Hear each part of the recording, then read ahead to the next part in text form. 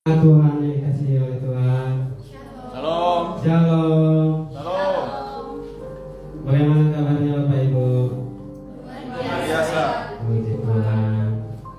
Hari ini kita akan beribadah pada hari Minggu tanggal 8 Juni 2025, yaitu Minggu Pentakosta, atau tentang turunnya Roh Kudus. Kita akan mempersiapkan hati dan pikiran kita hanya untuk memuji dan memuliakan nama Tuhan. Mari kita beribadah dengan penuh sukacita, dengan penuh hikmat. Kita masuk berteduh. Saat teduh mulai.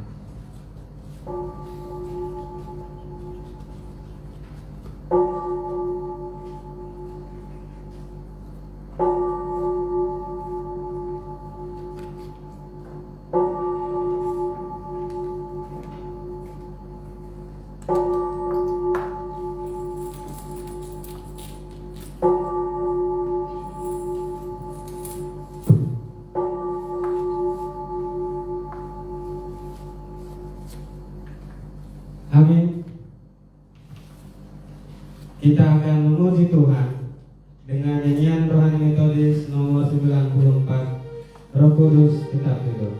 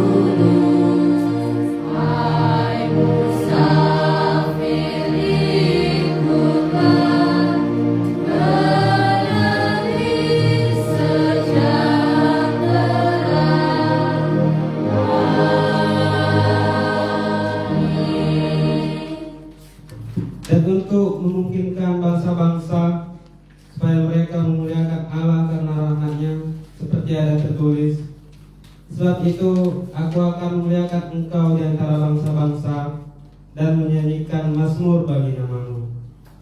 Pertolongan kepada kita adalah di dalam nama Tuhan Allah yang menciptakan langit dan bumi, alam semesta dan segala isinya. Turunlah kiranya atas kita sekalian Anugerah dari Allah Bapa, Anak dan Roh Kudus. Amin.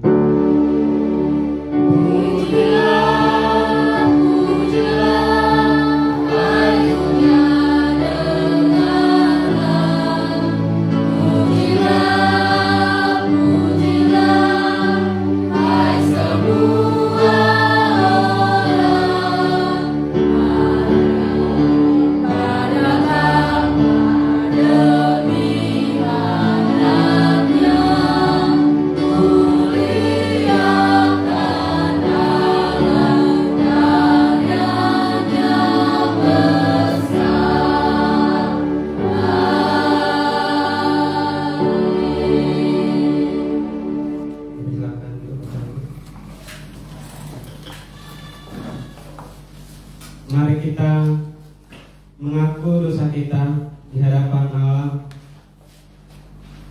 mengaku atas semua perbuatan kita, baik perkataan, pikiran, dan tingkah laku kita. Kita mengaku kepada Tuhan.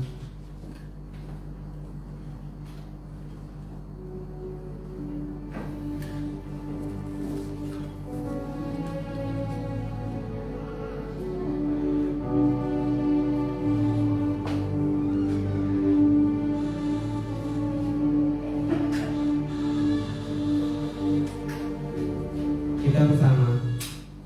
Bapa kami yang di surga, dengan kasih-Mu Engkau telah menjadikan kami, dan dengan kasih-Mu Engkau telah menjaga kami, dan dengan kasih-Mu Engkau juga hendak menjadikan kami sempurna.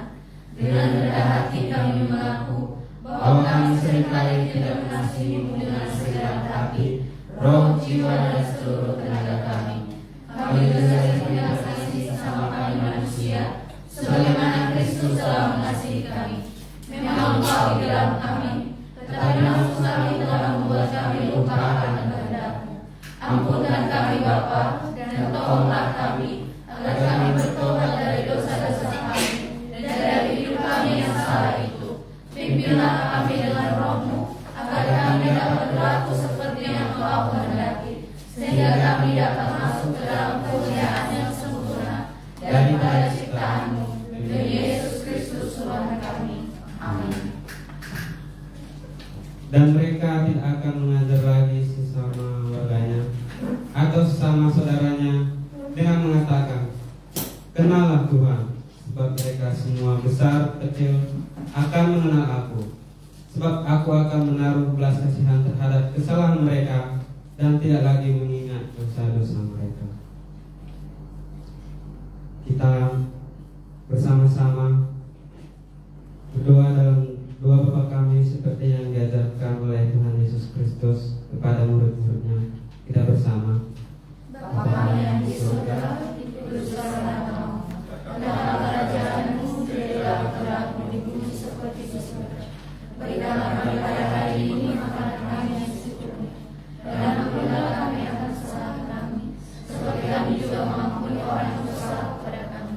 Dan janganlah membawa kami ke dalam pencobaan, tetapi lepaskanlah kami daripada yang jahat.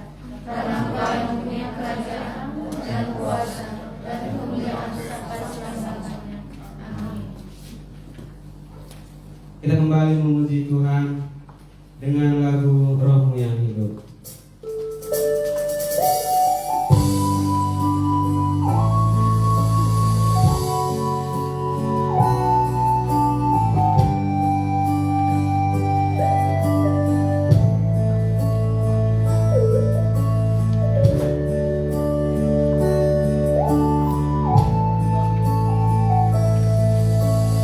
Roh-Mu yang hidup, penuhiku.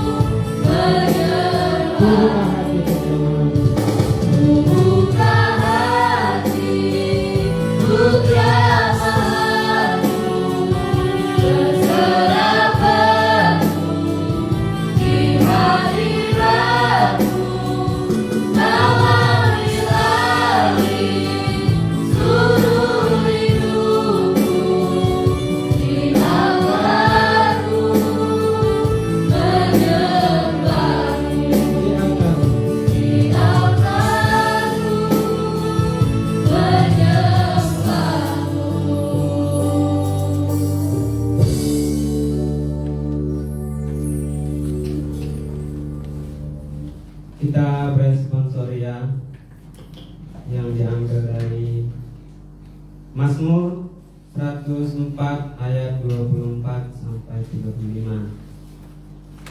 Di ayat yang genap dibaca oleh kaum pria, di ayat yang ganjil oleh kaum wanita, dan di ayat 35 kita bersama-sama. Mazmur 104 ayat 24 sampai 35. Betapa banyak perbuatan-Mu ya Tuhan, sekali Engkau jadikan dengan kebijaksanaan bumi penuh dengan ciptaan. Lihatlah laut itu, besar dan luas wilayahnya, di situ bergerak, tidak terbilang banyaknya binatang-binatang yang kecil dan besar. Di situ kapal-kapal berlayar dan lilitannya telah Kau bentuk untuk bermain dengannya.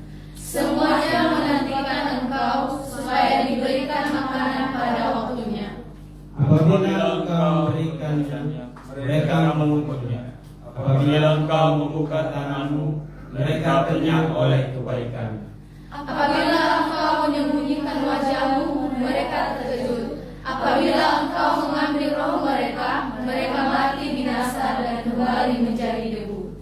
Apabila Engkau mengirim roh-Mu, mereka tercipta dan Engkau membaharui bumi. Biarlah kemuliaan Tuhan tetap untuk selama-lamanya. Biarlah Tuhan bersukacita karena perbuatan-perbuatannya.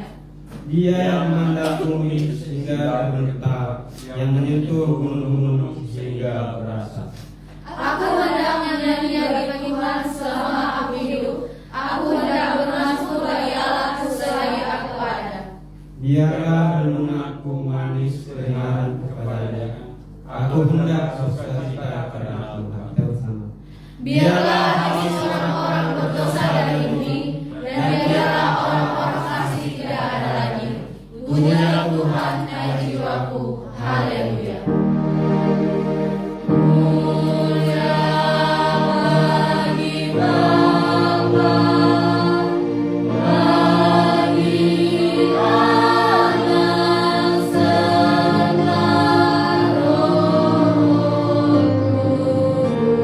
Kudus, dari permulaannya.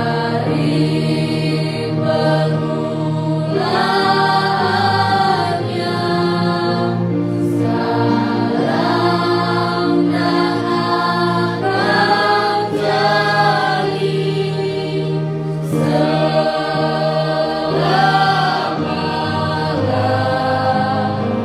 selama-lamanya. Amin. Bersama dengan umat percaya gereja di sepanjang abad dan tepat, kita mengaku pengakuan iman kita seturut dengan pengakuan iman Rasul. Aku percaya kepada Allah, Bapa yang Maha Kuasa, Bapa langit dan bumi, dan kepada Yesus Kristus anaknya yang tunggal Tuhan kita, yang dikandung dari Roh Kudus, lahir dari anak dan Maria, yang menderita sengsara di bawah pemerintahan Pontius Pilatus, disalibkan, mati dan dikuburkan, turun ke dalam kerajaan maut, pada hari yang ketiga bangkit pula dari antara orang mati, naik ke surga, duduk di sebelah kanan Allah, Bapa yang Maha Kuasa, dan akan datang dari sana untuk menghakimi orang yang hidup dan yang mati. Aku percaya kepada Roh Kudus, gereja yang kudus dan am, persekutuan orang kudus, pengampunan dosa, kebangkitan bagi dan hidup yang kekal. Amin. Kita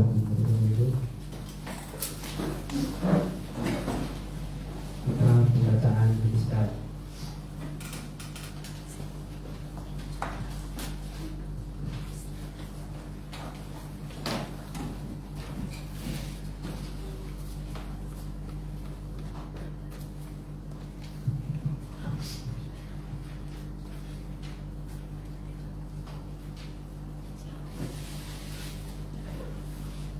Episode kita Minggu 8 Juni 2025 terambil pada kitab Roma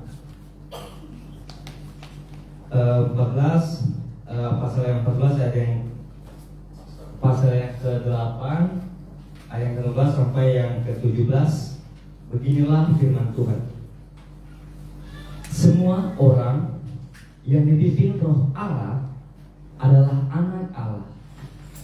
Sebab kamu tidak menerima roh perbudakan yang membuat kamu menjadi takut lagi, tetapi kamu telah menerima roh yang menjadikan kamu anak Allah. Oleh roh itu kita berseru, ya Aba, ya Bapa. Roh itu bersaksi bersama-sama dengan roh kita bahwa kita adalah anak-anak Allah. Dan jika kita adalah anak, maka kita juga adalah ahli waris.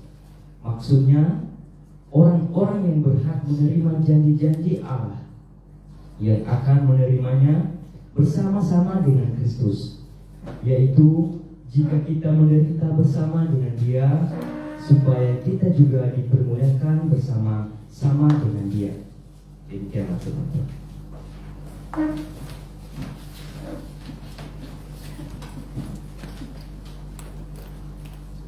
Berbahagialah setiap orang yang mendengarkan firman Tuhan serta melakukannya dalam kehidupannya sehari-hari.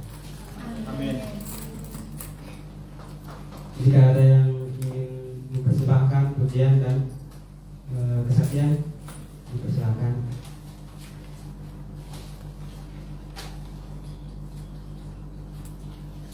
Baik, kalau tidak ada, kita akan mendengarkan warta jemaat. Panitia Tosian, terima kasih untuk pelayanan Bapak Pendeta Aaron Daud dan semua tim pelayan yang bertugas pada hari ini. Tuhan Yesus memberkati. Pelayan untuk Minggu 15 Juni 2025.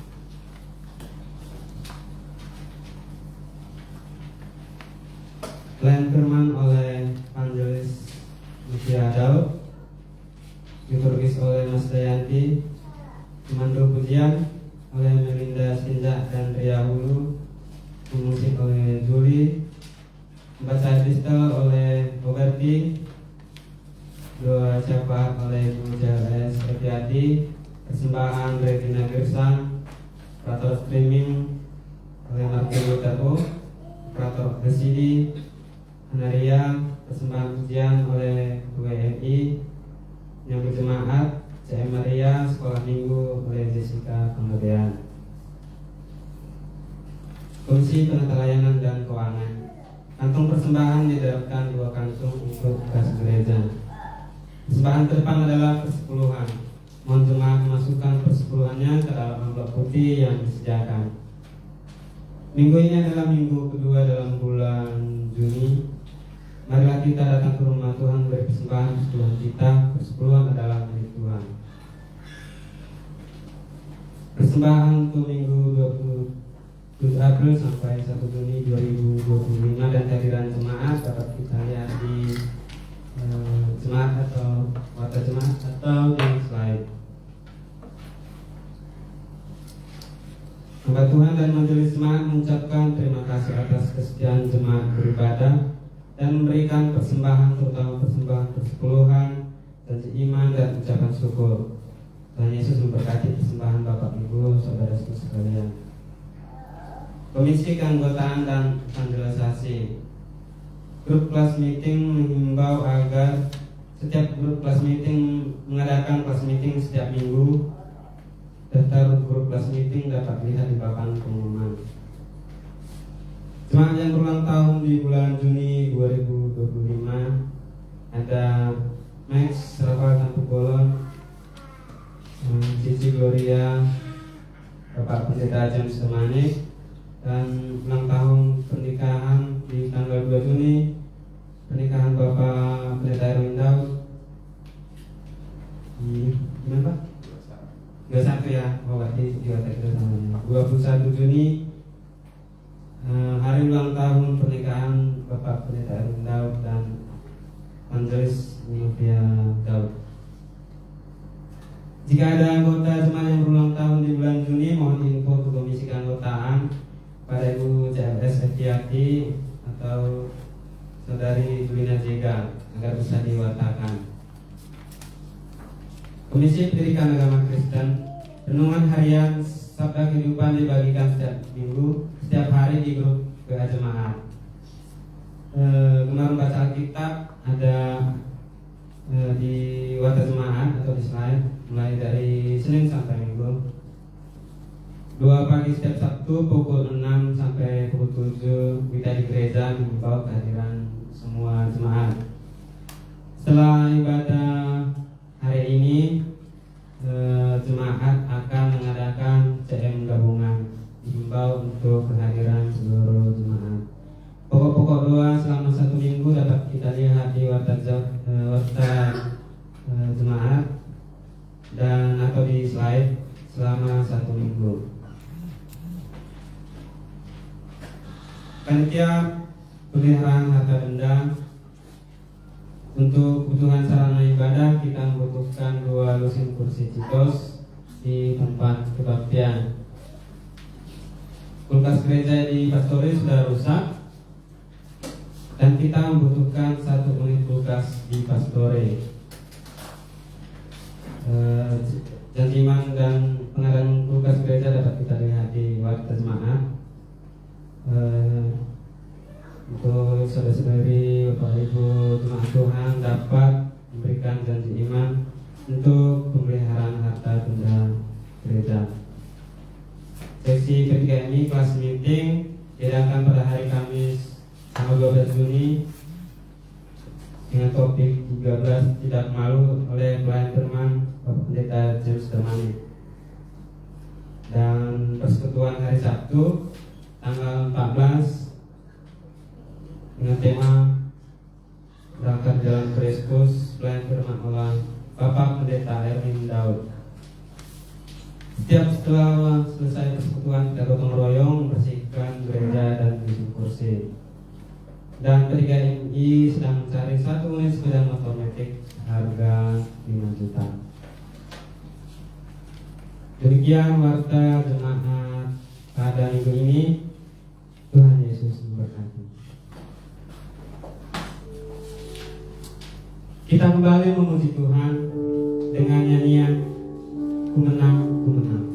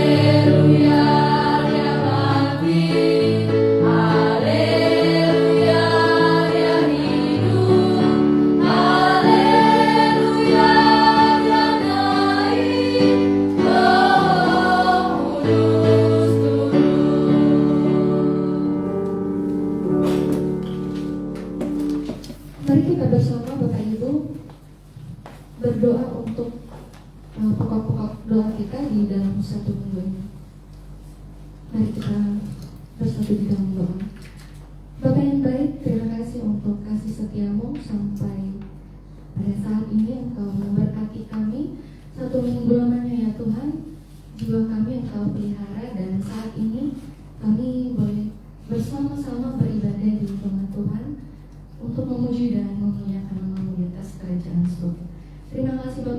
mari kami berdoa untuk bangsa dan negara kami, bangsa Indonesia, yang Tuhan terus berkati, yang Tuhan terus pelihara dan Tuhan sertai. Kami berdoa untuk bangsa dan negara kami ya Tuhan, boleh selalu ada kedamaian, keamanan dan kesejahteraan untuk rakyat Indonesia. Terima kasih Bapak untuk bangsa ini, kami boleh ada dan kami terus berdoa untuk keselamatan daripada bangsa ini ya Tuhan. Kami juga berdoa ya Tuhan untuk gereja-gereja yang ada di Indonesia, khususnya di Kalimantan Selatan, di GMI Immanuel Banjarmasin. Engkau berkati jemaat-Mu, Engkau berkati gereja-Mu ini ya Tuhan, boleh menjadi alat untuk memenangkan banyak jiwa di hadapan Tuhan. Kami yakin dan percaya Tuhan hadir, Tuhan beserta untuk memberkati gereja-Mu di Kalimantan Selatan ini ya Bapak. Terima kasih Bapak yang baik, kami juga berdoa untuk jemaat-Mu, untuk kesetiaan dan kejujuran mereka di dalam beribadah. Kami bersyukur ya Tuhan ketika jemaat-Mu pada saat ini berhadir beribadah kepada-Mu, dan untuk satu minggu ini ya Tuhan luar biasa Engkau memberkati dan menyertai jemaat-Mu. Terima kasih Bapak yang baik, kami juga berdoa untuk persembahan persepuluhan setiap bulan yang selalu diberikan, dipersembahkan jemaat-Mu. Engkau berkati jemaat-Mu ya Tuhan di dalam usaha dan pekerjaan mereka, di dalam kegiatan sehari-hari mereka. Engkau berkati terus. Terlebih-lebih ya Tuhan, Engkau pelihara kesehatan yang baik bagi tubuh jasmani mereka. Terus Engkau berkati ya Bapak. Terima kasih Tuhan. Kami juga berdoa untuk jemaat-Mu yang saat ini sedang studi, baik di sekolah, perkuliahan, juga untuk persiapan PKL dan magang ya Tuhan. Engkau berkati sehingga setiap proses pembelajaran, setiap proses tantangan yang saat ini sedang kami alami, sedang jemaat mengalami ya Tuhan, Engkau terus hadir di sana, menolong jemaat-Mu di dalam setiap kesulitan mereka, di dalam kekhawatiran mereka, di dalam berstudi. Engkau hadir di sana, menguatkan dan menolong jemaat-Mu ya Tuhan. Kami juga berdoa untuk jemaat-Mu yang saat ini sedang bekerja. Engkau berkati terus, Engkau pelihara pekerjaan mereka ya Tuhan. Berikan mereka hati yang setia di dalam menekuni pekerjaan mereka. Sebab kami yakin dan percaya Tuhan mempercayakan pekerjaan ini kepada jemaat-Mu ya Bapak. Kami juga berdoa untuk jemaat-Mu yang merindukan pekerjaan. Engkau bukakan jalan, Engkau berikan mereka pekerjaan yang baik ya Tuhan, yang mereka rindukan dan nantikan, sehingga penantian mereka tidak sia-sia di hadapan Tuhan.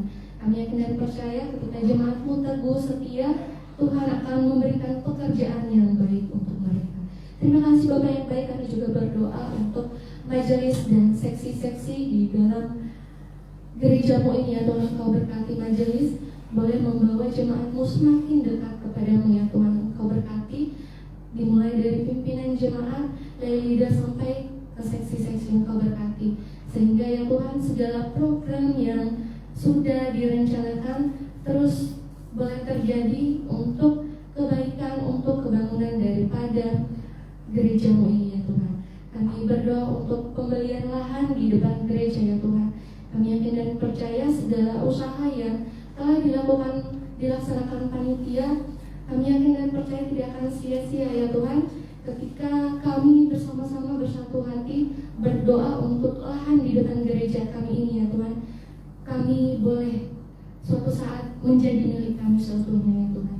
Kami berdoa Engkau sertai, Engkau terus berkati panitia untuk bekerja dan juga jemaat-Mu ya Tuhan, untuk selalu setia di dalam berdoa, mendoakan untuk lahan di depan menjadi milik kami ya Bapak. Terima kasih ya Tuhan. Kami juga berdoa untuk agenda di bulan Juni dan bulan Juli ya. Di bulan Juli ya Tuhan, untuk acara HUT daripada gereja-Mu ya Tuhan. Engkau berkati panitia, Engkau sertai mereka, berikan mereka hati yang tulus setia melayani-Mu ya Tuhan, sehingga rencana mereka, konsep mereka untuk hari ulang tahun gereja-Mu ini ya Tuhan boleh terus mereka kerjakan, dan juga bersama dengan jemaat-Mu kami bersuka cita sebab kami terus diberkati di dalam gereja-Mu ini ya Tuhan. Terima kasih kasih Bapak yang baik, Engkau berkati juga jemaatmu yang saat ini sedang berulang tahun di bulan Juni. Engkau berkati jemaatmu ya Tuhan, baik dari kesehatan mereka, Engkau terus berikan kesehatan yang baik. Engkau pulihkan mereka ya Tuhan, ketika mereka sedang sakit, Engkau yang memberkati mereka. Lebih-lebih ya Tuhan, berikan umur yang panjang, kesehatan terus Engkau pelihara, cita-cita mereka ya Tuhan, Engkau memberkati, begitu juga dengan keluarga. Kami juga berdoa untuk jemaatmu yang sakit dan di dalam proses pemulihan. Kau berkati jemaatmu ya Tuhan, tanganmu yang penuh dengan kuasa, Engkau dokter yang hebat, yang mampu menyembuhkan segala sakit dan mampu memulihkan jemaatmu. Engkau berkati mereka ya Tuhan. Engkau berkati juga obat-obatan, makanan, minuman yang mereka konsumsi untuk menunjang daripada pemulihan jemaatmu. Engkau berkati, begitu juga dengan medis dan dokter ya Tuhan yang menangani jemaatmu. Engkau memberkati mereka sehingga di dalam proses pemulihan mereka Tuhan hadir di sana. Terima kasih Bapak yang baik, kami juga akan menyambut firman-Mu. Kau berkati kami, Engkau bukakan hati kami sehingga boleh tersampaikan apa yang menjadi isi hati Tuhan melalui hamba-Mu, melalui khotbah yang akan disampaikan untuk setiap kami saat ini, sehingga kami mengerti maksud Tuhan dan kami boleh semakin dekat dengan Tuhan. Terima kasih Bapak yang baik, kami menyerahkan untuk ibadah ini ke dalam tangan-Mu. Engkau yang memberkati, berkenan hingga berakhir daripada ibadah kami ini. Tuhan yang terus memberkati kami.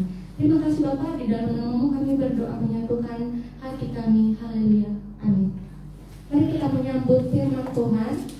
Namun sebelumnya kita nyanyikan pujian kita, Roh Kudus Engkau hadir di sini.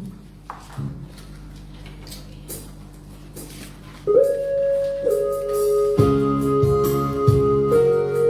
kasih menyembahmu Yesus.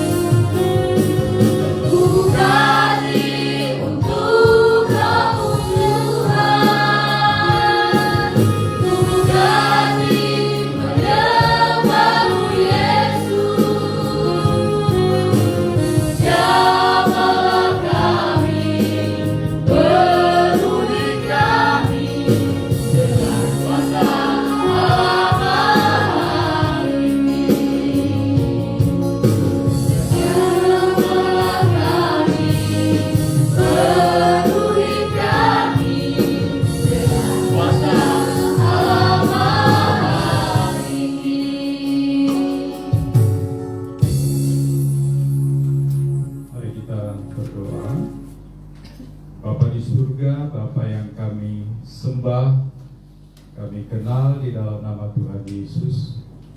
Pagi hari ini kami bersyukur di hadapan Tuhan karena Engkau memberikan kami kesempatan, waktu yang terbaik untuk kami boleh bersama-sama dengan kekasih-kekasih-Mu ya Tuhan, saudara-saudara kami yang tercinta, untuk duduk dan memuji nama Tuhan di dalam ruangan ini. Dan sebentar ini kami akan membaca sebahagian firman-Mu, merenungkannya. Kiranya Roh-Mu menyertai kami, menolong kami, menuntun kami, agar kami mendapatkan kekuatan, sukacita dan kebenaran daripada firman-Mu ya Tuhan. Di dalam nama Tuhan Yesus kami berdoa dan memohon. Amin. Dipersilakan duduk kembali.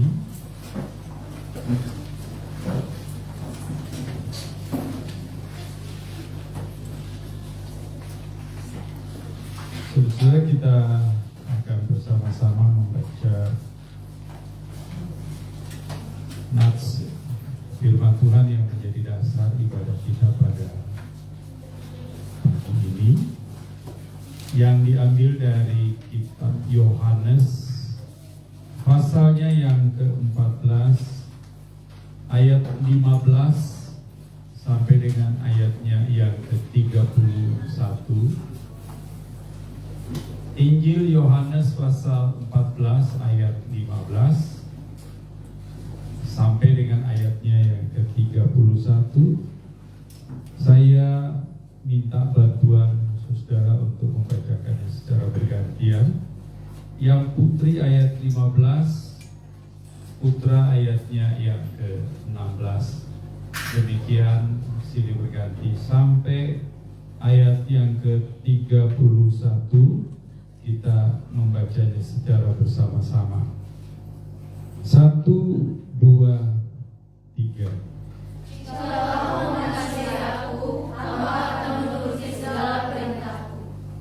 Aku akan minta kepada Bapa, dan Ia akan memberikan kepadamu seorang penolong yang lain, supaya Ia menyertai kamu selamanya. Yaitu Roh kebenaran. Dunia tidak dapat menerima Dia, sebab dunia tidak melihat Dia dan tidak mengenal Dia. Tetapi kamu mengenal Dia, sebab Ia menyertai kamu dan akan diam di dalam kamu. Aku tidak akan meninggalkan kamu sebagai anak-anakku. Aku datang kembali kepadamu. Tinggal sesaat lagi dan dunia tidak akan melihat aku lagi, tetapi kamu melihat aku, sebab aku hidup dan kamu pun akan hidup. Pada waktu itulah kamu akan tahu bahwa aku di dalam Bapa-Ku, dan kamu di dalam aku, dan aku di dalam kamu. Barang siapa memegang perintahku dan melakukannya, dialah yang mengasihi aku. Dan barang siapa yang mengasihi aku, ia akan dikasihi oleh Bapa-Ku, dan aku pun akan mengasihi dia dan akan menyertai diriku kepadanya. Yudas yang bukan Iskariot berkata padanya, Tuhan, apakah sebabnya maka Engkau hendak menyatakan dirimu kepada kami dan bukan kepada dunia? Jawab Yesus, jika seorang mengasihi aku, ia akan menuruti firman-Ku, dan Bapa-Ku akan mengasihi dia, dan kami akan datang kepadanya dan diam bersama-sama dengan dia. Barang siapa tidak mengasihi aku, ia tidak menuruti firman-Ku. Dan firman yang kamu dengar itu bukanlah daripadaku, melainkan dari Bapa yang mengutus aku. Semuanya itu kukatakan kepadamu, selagi aku berada bersama-sama dengan kamu. Tetapi penghibur, yaitu Roh Kudus, yang akan diutus oleh Bapa dalam nama-Ku, Dialah yang akan mengajarkan segala sesuatu kepadamu, dan akan mengingatkan kamu akan semua yang telah kukatakan kepadamu. Damai sejahtera aku tinggalkan bagimu, damai sejahtera aku berikan kepadamu, dan apa yang kuberikan tidak seperti yang diberikan oleh dunia kepadamu. Janganlah gelisah dan gentar hatimu. Kamu telah mendengar bahwa aku telah berkata kepadamu, aku pergi, tetapi aku datang kembali kepadamu. Sekiranya kamu mengasihi aku, kamu tentu akan bersukacita karena aku pergi kepada Bapa-Ku, sebab Bapa lebih besar daripada aku. Dan sekarang juga aku mengatakannya kepadamu,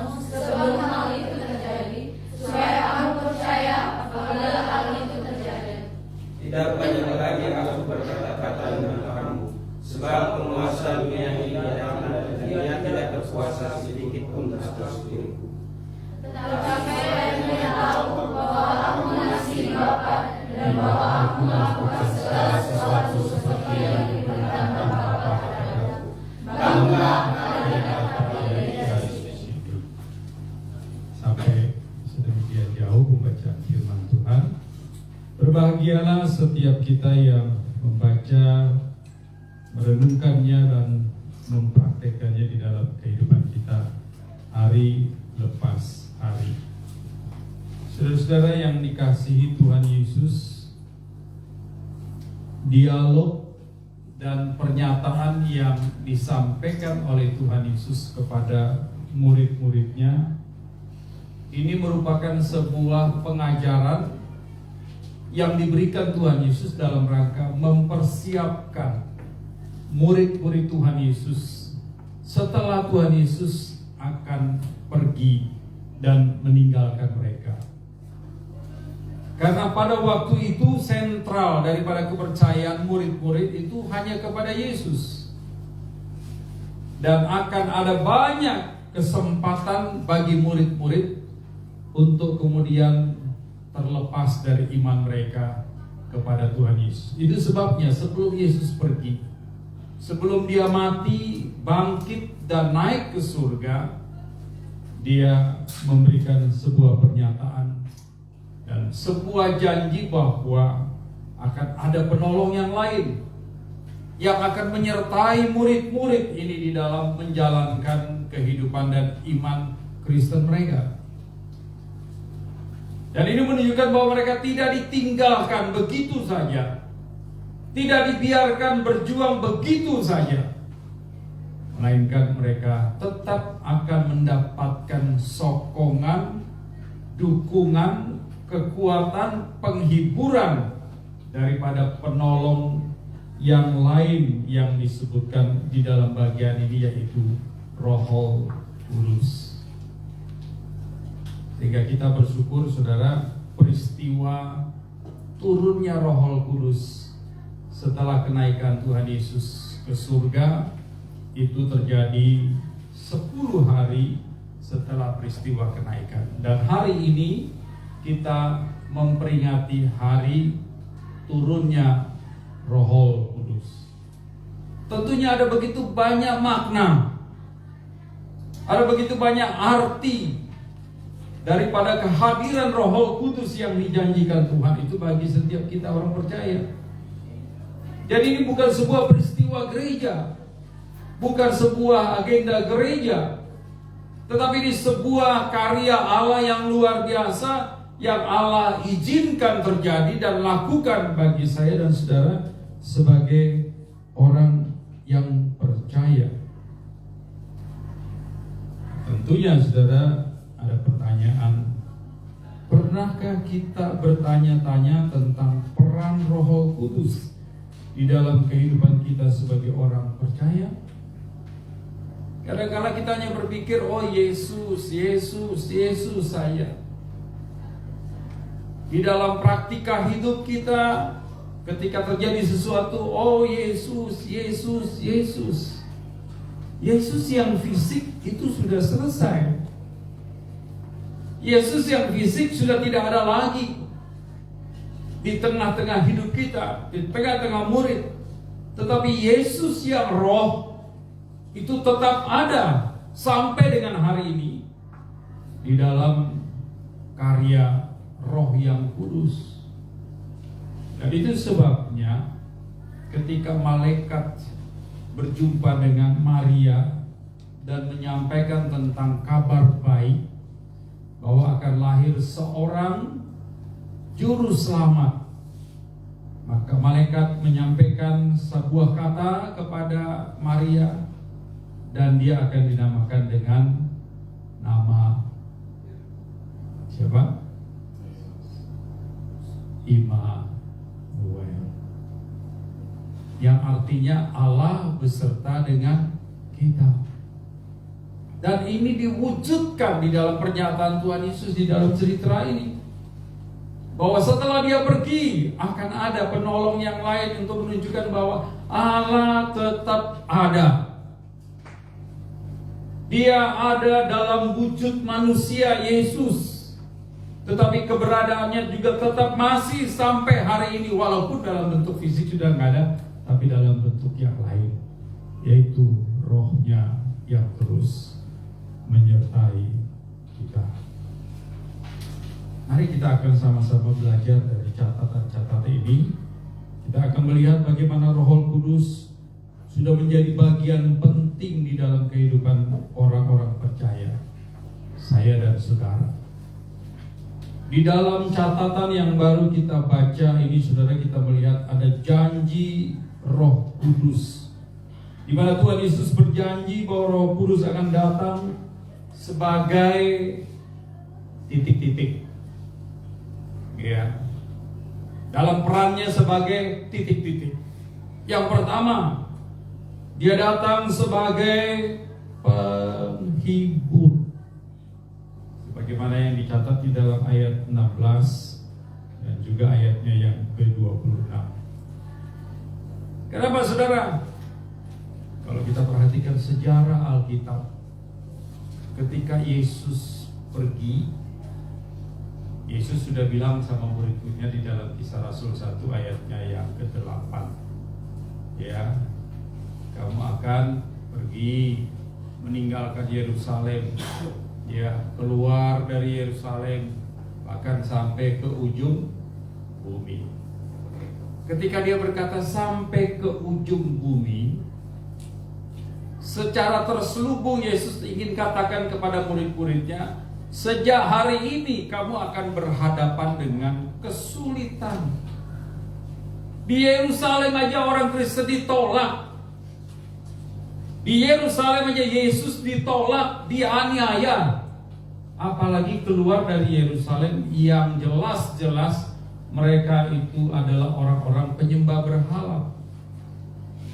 Tidak mungkin mereka datang untuk menyembah Allah yang esa, karena mereka adalah penyembah-penyembah Allah yang begitu banyak sekali. Dan kita lihat puncaknya ketika para murid melayani di Roma. Ya, kalau pernah ada yang membaca buku sejarah gereja, saudara pasti akan tahu bagaimana Roma yang sesungguhnya sebelum mereka jadi Kristen. Ya, dan bagaimana sesungguhnya nasib daripada murid-murid Tuhan Yesus yang menginjili di Roma. Setiap waktu mereka mengalami kegentaran, setiap waktu mereka mengalami penganiayaan. Tapi aneh sekali, saudara. Walaupun mereka setiap hari mengalami penganiayaan dan pembunuhan, jumlah orang Kristen makin hari makin banyak. Dan ini dapat dibuktikan sampai dengan hari ini. Kalau saudara nanti satu waktu ke Vatikan, ke Roma, Vatikan, ya, saudara nanti dibawa ke satu tempat yang namanya katakom. Katakom ini adalah satu tempat yang ada di bawah tanah kota Roma. Ya, itu seperti lorong-lorong, seperti gua-gua, dan luas sekali. Dan di dalamnya hari ini hanya ada tengkorak-tengkorak manusia yang jumlahnya sangat banyak. Mereka ini adalah orang-orang Kristen zaman itu yang dibunuh oleh pemerintahan Kaisar Romawi karena imannya. Dan sampai hari ini masih dipertahankan menjadi semacam destinasi wisata. Puji Tuhan, saya juga pernah ke sana. Banyak sekali, saudara, luar biasa. Padahal yang keluar dari Yerusalem itu kurang lebih sekitar 12 atau mungkin sampai 20-an. Nah, sebagian ada yang ke India, sebagian ada yang ke negara lain. Tetapi yang pergi ke kota Roma itu tidak terlalu banyak. Namun sejarah membuktikan dalam himpitan, dalam kesulitan, dalam penganiayaan, bahkan dalam pembunuhan yang sangat sadis, jumlah orang-orang yang percaya makin hari makin banyak. Kenapa? Karena memperlihatkan betapa orang-orang ini, murid-murid ini, orang-orang percaya ini, tidak sedikit pun mereka gentar dan mengalami ketakutan yang luar biasa. Kenapa? Karena di situasi sulit itu mereka bergantung kepada peran dan pekerjaan Roh Kudus yang memberikan mereka penghiburan untuk terus menghadapi kesulitan-kesulitan yang ada. Dan ini menunjukkan betapa bahwa Allah di dalam Yesus Kristus tidak pernah meninggalkan umatnya, tidak pernah meninggalkan anak-anaknya, tidak pernah meninggalkan orang percaya, karena Dia bertanggung jawab terhadap iman kita semua. Nah, dari sini saudara, kita bisa dapat pelajaran penting bahwa di dalam kesulitan seperti apapun juga, percayalah bahwa Dia tetap ada. Ya, Dia hanya minta satu hal, kita menyadari keberadaan Dia. Dia hanya ingin satu perkara, ketika kita menghadapi kesulitan, kita harus ingat Dia dan melibatkan Dia di dalam perkara-perkara tersebut. Maka apapun kesulitan kita tidak akan sampai kehilangan arah dan iman kita. Janji Tuhan terhadap kita melalui Roh Kudus, perannya juga adalah sebagai pembantu. Sebagaimana juga dicatat di dalam ayatnya yang ke-16. Dia menolong kita, membantu kita untuk melewati hal-hal yang tidak mungkin bagi kita menjadi mungkin. Dia menolong kita untuk mendapatkan solusi-solusi terbaik di dalam seluruh perjalanan hidup kita. Saya mungkin pernah cerita di sini bahwa ada seorang warga negara Uni Soviet. Dulu namanya Uni Soviet, sekarang Rusia, karena sudah pecah. Ya, dulu namanya Uni Soviet, dan negara ini adalah negara komunis. Ya, kalau sudah komunis itu agama tidak terlalu penting. Ya, dan sebagian besar mereka adalah orang-orang ateis yang tidak percaya kepada Tuhan. Ada satu orang ateis yang sangat pintar sekali, dan dia suka sekali berargumentasi dengan tokoh-tokoh agama. Dia datangin tokoh agama Islam, Buddha, bahkan Kristen, dan tidak ada yang sanggup mengalahkan orang ini. Kalau ada tokoh-tokoh besar dari sebuah agama, dia akan tantang untuk berdebat, dan tidak ada satupun yang bisa menang dengan orang ini. Dan pada akhirnya tidak ada lagi yang berani mengajukan diri untuk berdebat dengan dia, karena dia terlalu pintar. Semua sanggahan-sanggahannya, semua pertanyaan-pertanyaannya, tidak ada yang sanggup untuk menjawabnya. Dan satu persatu mereka meninggalkan orang ini. Dan dia berpikir, wah, dia sudah menang, karena tidak ada satupun orang di dunia ini yang sanggup melawan dia. Tidak ada satupun orang yang terkenal di dunia ini yang bisa berhadapan dengan dia. Satu kali waktu dia menerima sebuah brosur, dan brosur itu adalah brosur misi. Dan di dalamnya itu menjelaskan dan mendoakan seorang misionari yang sangat terkenal sekali di Afrika, namanya Dr. David Livingstone. Dia lihat, wah, orang ini kok kayaknya terkenal sekali, dia pelayanannya sangat hebat sekali, pasti orang ini bisa dijadikan tempat untuk dia berdebat masalah keimanan. Dan dia lihat, ya, postingannya, dia lihat alamatnya, dia cari, dan kemudian dia terbang ke Afrika untuk menemukan Bapak David Livingstone. Waktu dia pergi ke tempat ini, dia kaget. Orang terkenal tapi tempatnya kok di pedalaman sekali. Hidupnya sederhana sekali. Rumahnya juga sederhana sekali. Hanya ada satu kamar dan satu kamar tamu. Dan ketika dia bertamu, dia dia ingin menyampaikan isi hatinya, dia urungkan karena dia, waduh, ini orang sederhana sekali. Tapi dia katakan kepada Dr. Livingstone, boleh gak saya nginep beberapa waktu di sini untuk melihat aktivitas Bapak. Dr. Livingstone bilang, oke, silakan, tapi saya gak punya tempat. Silakan kalau mau tidur sama saya, ya boleh. Ya, tetapi tentunya risikonya panas, karena kalau sudah berdua panas, Afrika panas. Ya, tapi kalau kamu mau tidur di luar di sofa, silakan. Karena saya hanya punya 2 kamar, 1 tidur, 1 tamu. Dia bilang, udah saya tidur di ruang tamu saya. Makan seadanya, ya. Dan kemudian dia mulai cari kesempatan untuk bisa berdebat dengan Dr. Livingstone. Tapi Dr. Livingstone ini kan suka pergi. Ya, ajalah si ateis ini untuk melihat pelayanannya, untuk berjumpa dengan orang-orang dan lain sebagainya. Dr. Livingstone tahu orang ini, tapi dia tidak pernah injili orang ini selama beberapa waktu. Dia diamkan saja.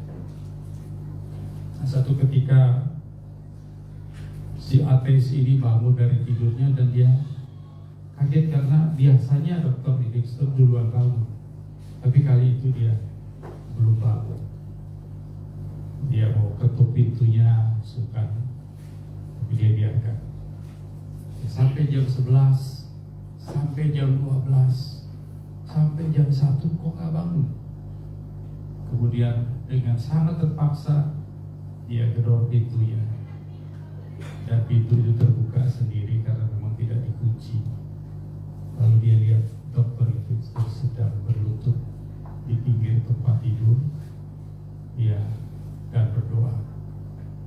Dia urungkan niatnya untuk bangunkan beliau karena beliau sedang berdoa. Tapi 1 jam kemudian dia tunggu lagi, nggak ada reaksi. Dan dia coba masuk lagi, dia buka lagi, dia masuk. Dan dia lihat dari kakinya itu warnanya sudah kuning, sudah putih, menunjukkan bahwa sebenarnya orang ini sudah tidak hidup lagi. Dan betul ketika dia panggil Dr. Stone, tidak ada suara, tidak ada gerakan, tidak ada reaksi. Kemudian dia pegang, ternyata tubuhnya sudah dingin, sudah meninggal dunia dalam posisi tidur. Yang membuat orang ateis ini terkejut bukan kematiannya, tapi ternyata Dr. Livingstone ketika dia berlutut berdoa, di depannya ada kertas yang berisi catatan-catatan orang yang didoakan. Dan catatan yang paling akhir yang dia doakan adalah si ateis ini. Dia terkejut luar biasa, kaget sekali, ternyata dia tidak bicara tentang Injil, tapi dia doakan orang ini terus. Dan disitulah si ateis mulai mengalami kegerakan. Dia mulai mengalami sebuah manifestasi rohani yang luar biasa. Allah sendiri di dalam rohnya yang kudus berbicara kepada dia. Tidak lewat Livingstone, tapi lewat doa yang luar biasa, yang akhirnya membantu si batu karang ini untuk menerima Tuhan Yesus secara luar biasa.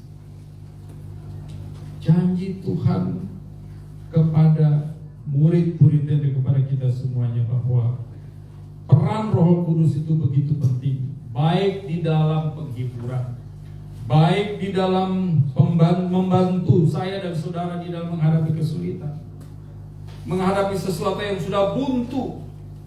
Dia akan membuat solusi-solusi terbaik di dalam kehidupan saya. Peran yang ketiga adalah dia menjadi kesaksian bagi Kristus.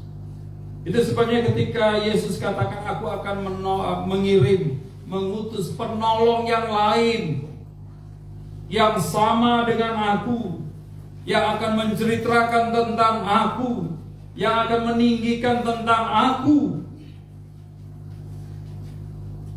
yang akan menyampaikan segala sesuatu yang aku lakukan dan aku perbuat, karena kami sama.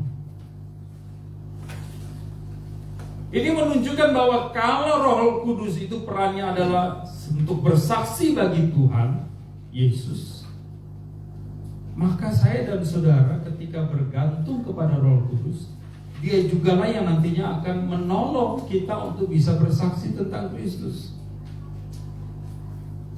Tim kami, tim isi MPT, itu setiap minggu harus menginjili.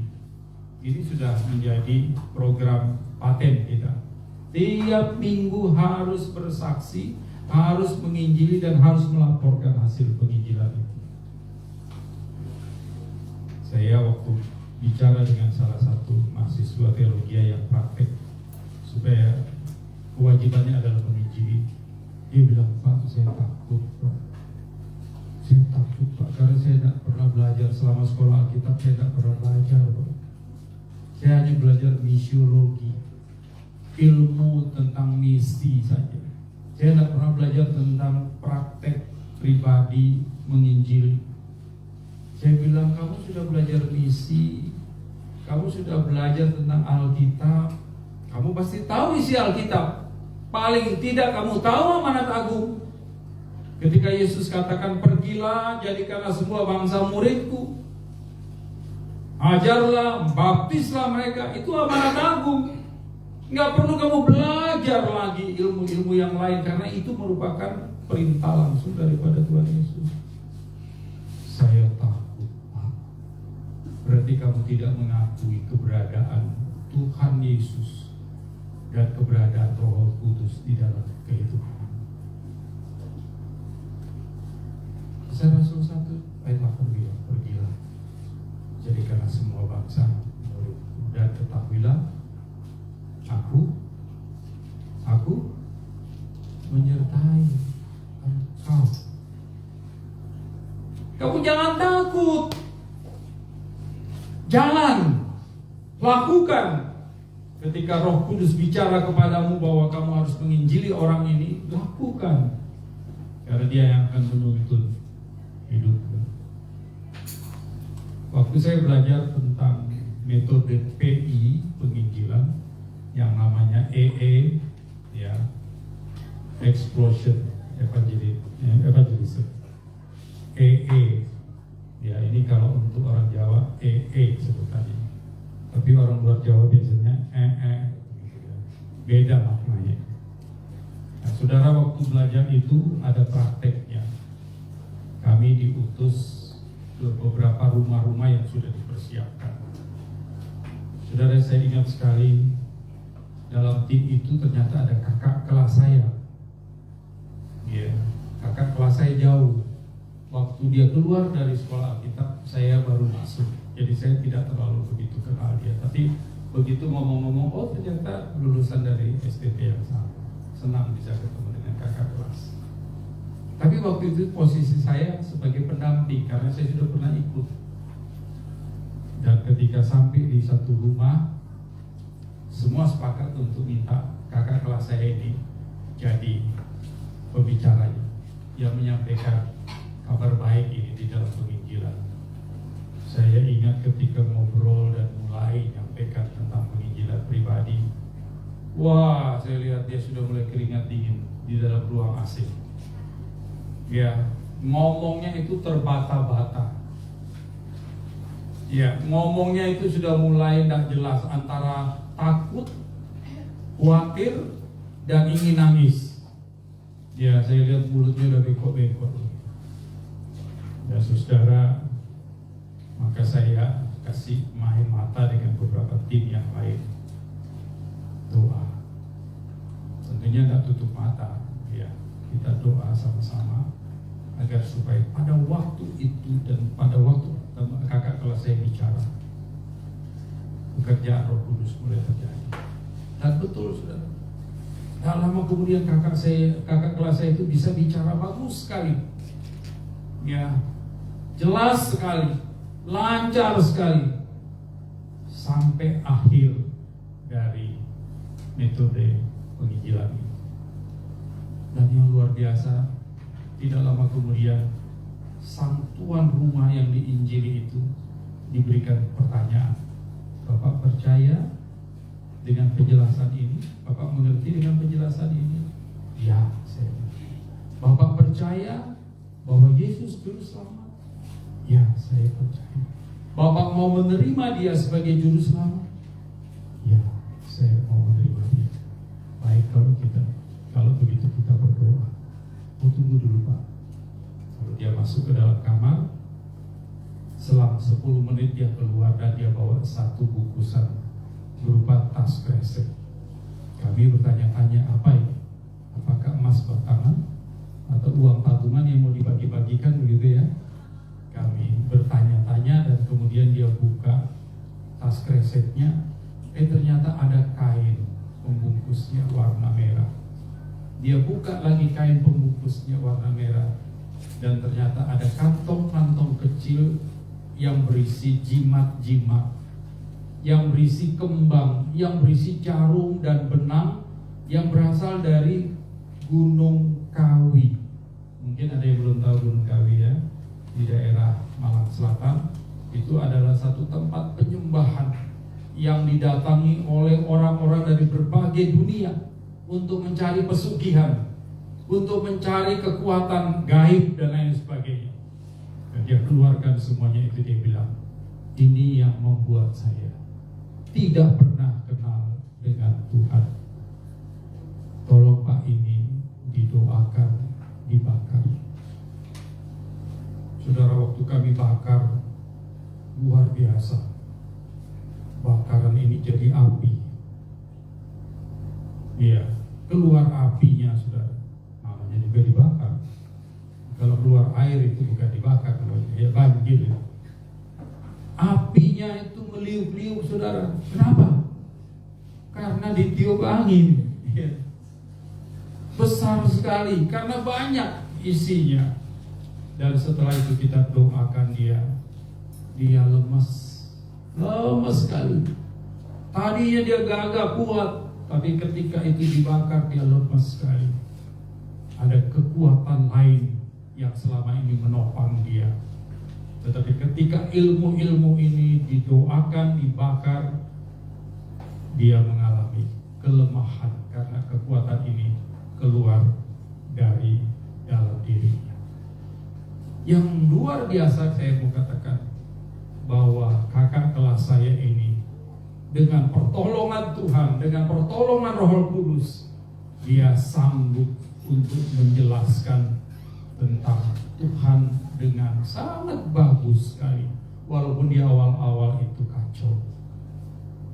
Sangat bagus sekali. Kenapa? Karena memang Roh Kudus itu bersaksi tentang Tuhan, dan dia juga menginginkan kita bersaksi tentang Tuhan. Kita ini adalah representatif Allah Tuhan untuk menyaksikan Tuhan di dalam hidup kita masing-masing. Karena ini adalah perintah Tuhan, amanat agung. Dan kita tidak jalan sendiri, saudara. Tuhan sudah utus Roh Kudus untuk menemani kita untuk menjadi saksinya. Makanya kita bersyukur gereja kita punya moto, tiap hari bertemu dengan orang, tiap hari berjumpa dengan orang. Dan ketika kita berjumpa dengan orang, kita minta Roh Kudus tolong kita supaya kita bisa bersaksi kepada orang itu, supaya mereka mendengarkan tentang kabar baik. Urusan nanti dia terima Tuhan atau tidak, itu bukan urusan kita, itu urusannya Tuhan. Tapi yang paling tidak kita bisa lakukan adalah melakukan apa yang dia inginkan. Ada loh orang-orang yang diinjili cepat seperti Bapak itu tadi. Tapi ada orang yang diinjili bertahun-tahun, tegar tengkuk, gak bertobat-tobat. Seperti yang dialami oleh salah satu pendeta yang sudah keluar dari kependetaannya, dan kemarin sudah ikut retreat. Dia sudah ikut retreat untuk berjumpa dengan 72 bidadari. Saudara pasti tahu ya, siapa namanya. Diinjili, diingetin, lawan. Dia melawan Roh Kudus. Maka dia tantang, kalau dia Tuhan, cabut nyawa saya hari ini juga. Ya, benar-benar dicabut. Tidak bertobat sampai dengan hari kematian. Tapi itu gak penting, saudara. Yang penting adalah kita belajar untuk meresponi apa yang Tuhan inginkan terjadi di dalam kehidupan kita masing-masing.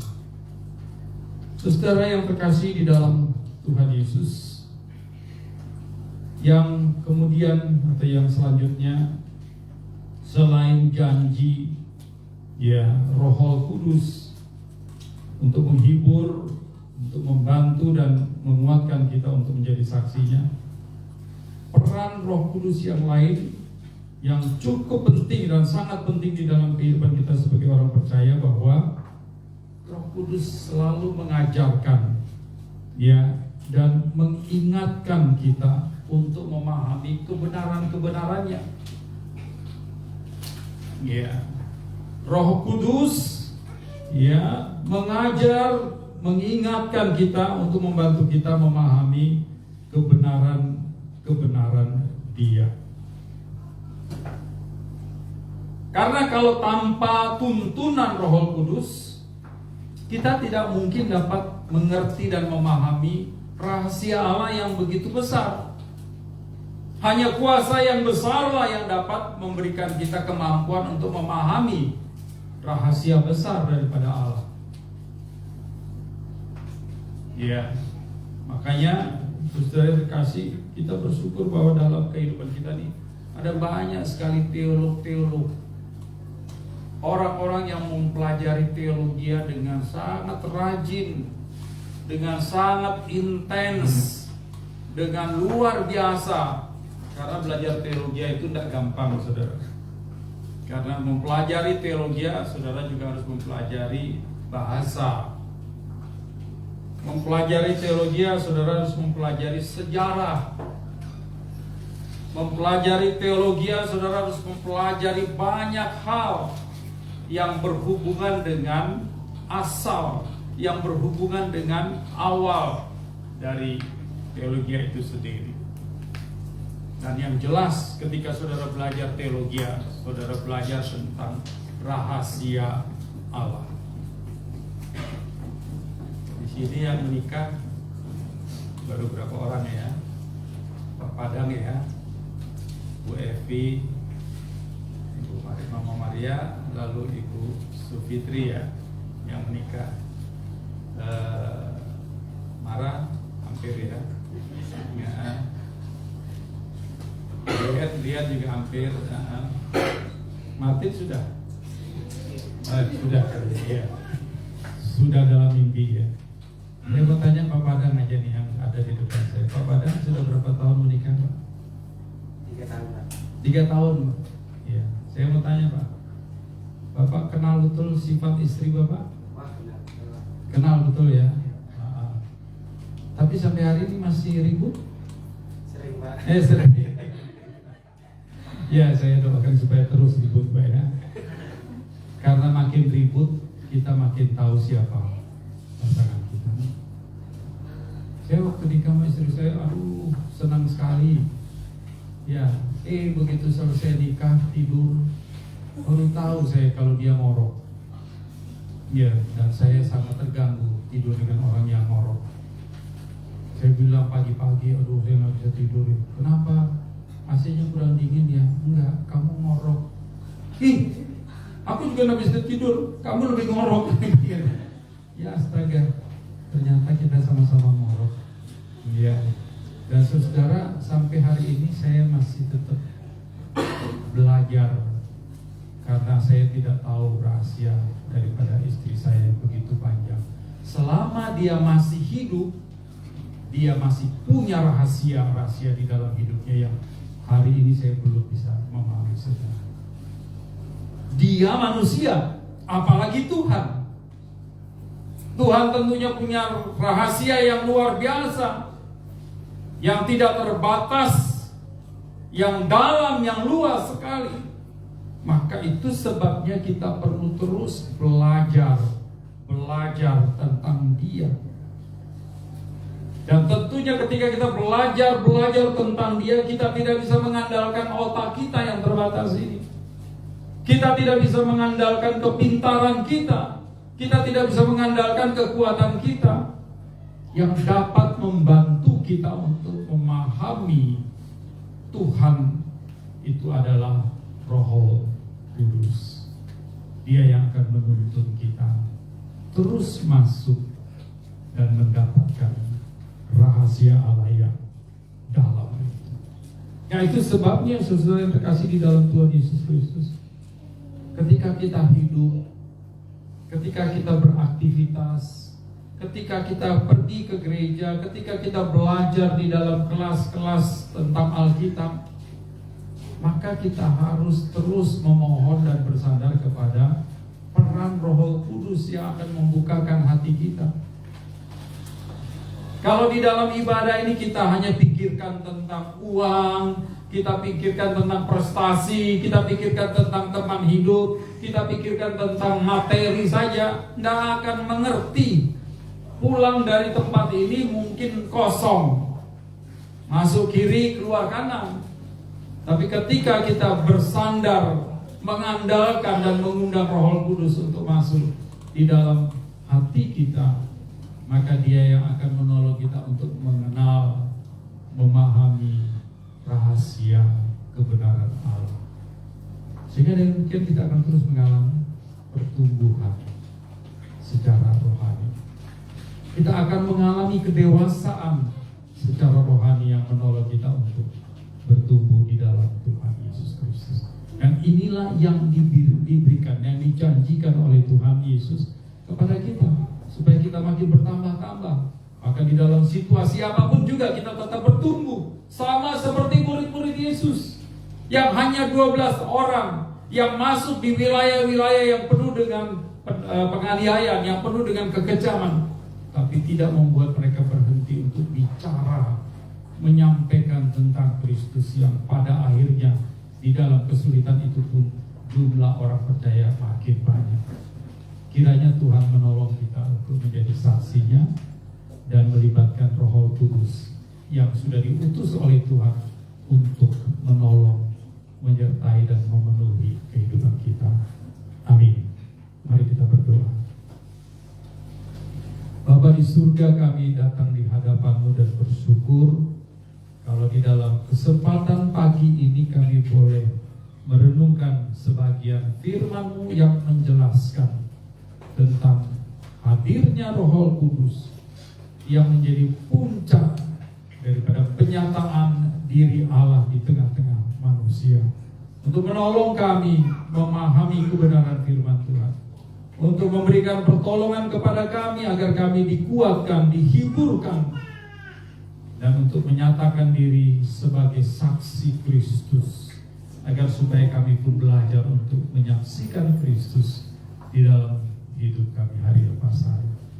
Kami berdoa, Tuhan Yesus, biarlah Roh-Mu tinggal di dalam kami, sebagaimana Engkau juga tinggal di dalam kami.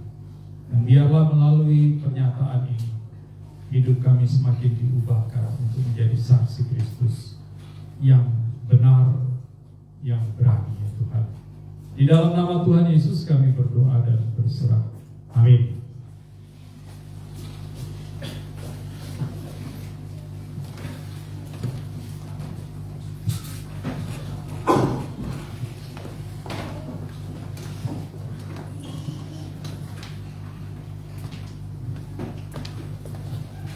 Terima kasih atas pelayan firman yang disampaikan oleh Bapak Pendeta Erwin Daud.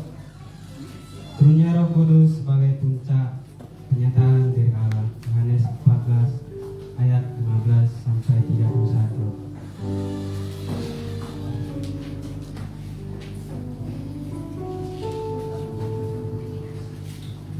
Sebab Dialah Allah kita dan kitalah umatnya. Kitalah umat gembalaannya dan kawanan domba tuntunan tangannya. Pada hari ini sekiranya kamu mendengar suaranya, janganlah keraskan hatimu seperti di Meriba, seperti pada hari di masa di padang Horeb.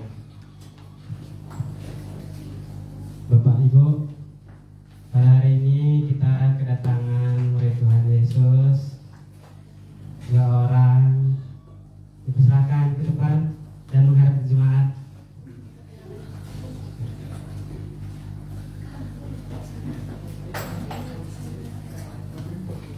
Ayo, baik ke depan. Ayo menghadap jemaat. Ya, mohon diperkenalkan nama, asalnya dari mana, kuliah di mana, di fakultas mana. Nanti kalau dia memperkenalkan diri, hai nama saya Ayu, nanti jemaat buat semangat. Halo Ayu, gitu ya. Gitu ya. Ayo diperkenalkan dirinya ya. Halo, perkenalkan nama saya Okta. Saya dari Papua Barat. Saya kuliah di ULM Fakultas Kedokteran Gigi.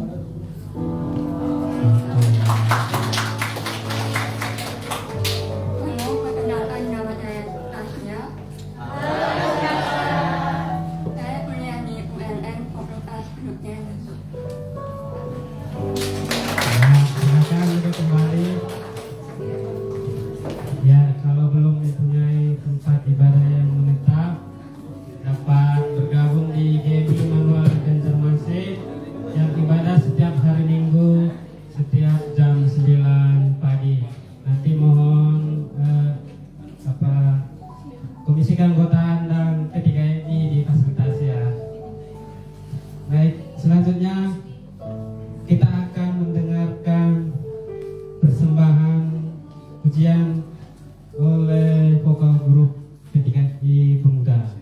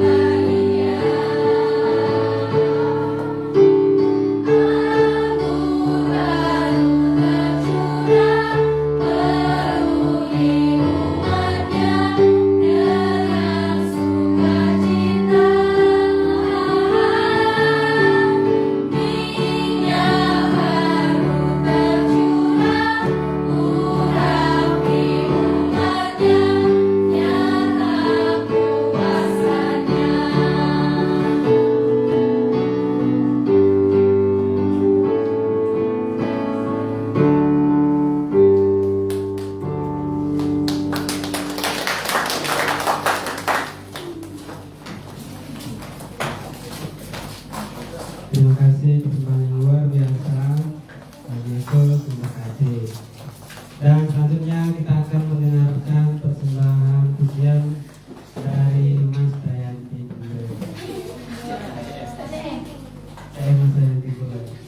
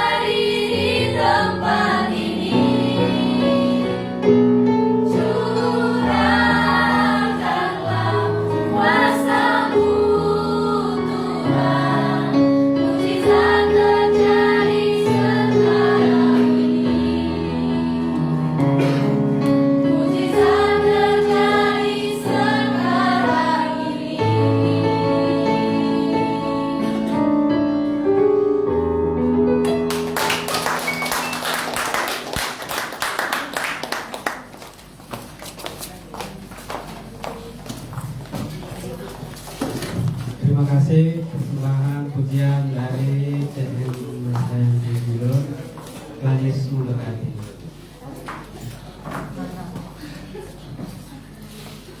Ini tiba saatnya untuk menyerahkan persembahan. Bawalah seluruh persembahan sepuluhan itu ke dalam rumah kebenaran, supaya ada persediaan makanan di rumahku. Dan pujilah aku, firman Tuhan semesta alam, apakah aku tidak membukakan bagimu tingkap-tingkap langit dan mencurahkan berkat kepadamu sampai berlimpah. Kita berdoa. Bapa kami yang berada di tahta kerajaan surga, kami mengucap syukur atas berkat-Mu yang melimpah kepada kami. Dan pada saat ini Tuhan, kami akan menyerahkan persembahan. Siapakah kami yang dapat memberikan persembahan kepada-Mu?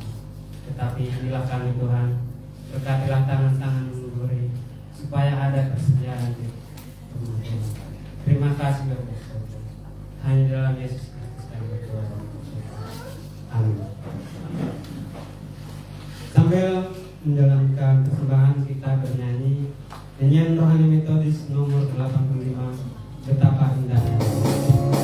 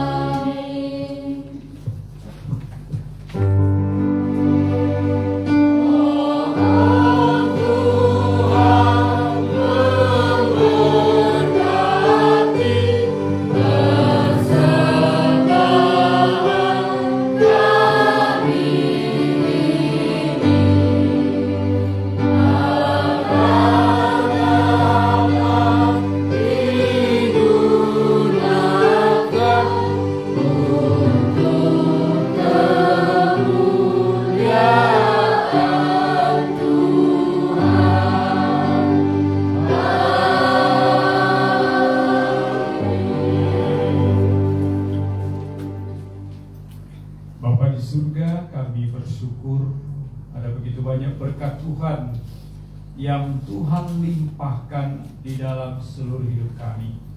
Baik berkat Tuhan secara rohani maupun secara jasmani. Dan kami bersyukur untuk pemeliharaan Tuhan yang begitu ajaib yang sudah terjadi di dalam kehidupan kami.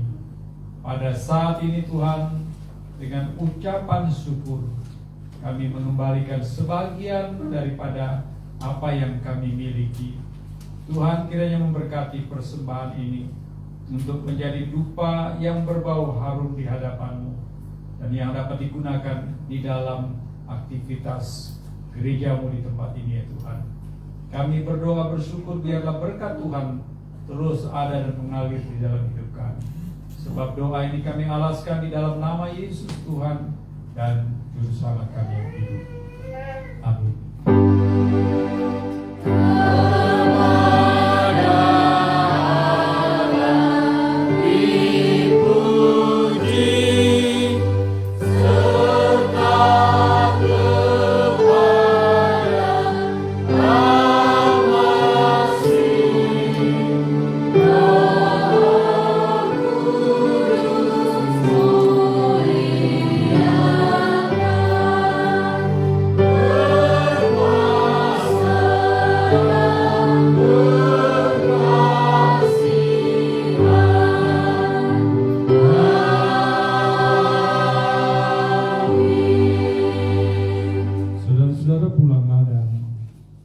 Saksi di tengah-tengah hidupmu, terimalah berkat yang daripada Tuhan.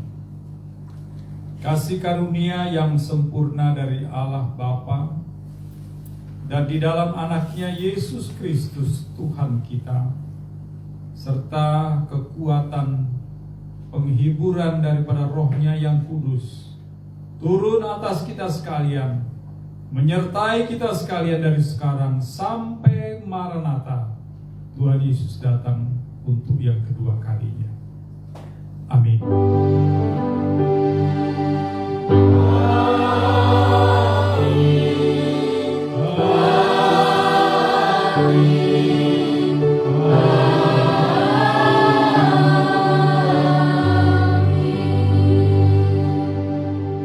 Silakan duduk kembali dan mengambil saat teduh.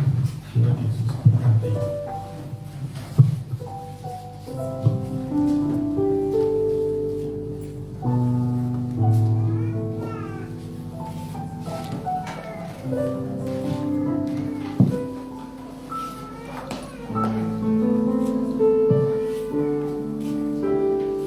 Salam, selamat hari Minggu, selamat hari Pentakosta. Mari kita ucapkan selamat hari Pentakosta. Selamat hari Pentakosta. Pada teman di kanan kirinya, silakan.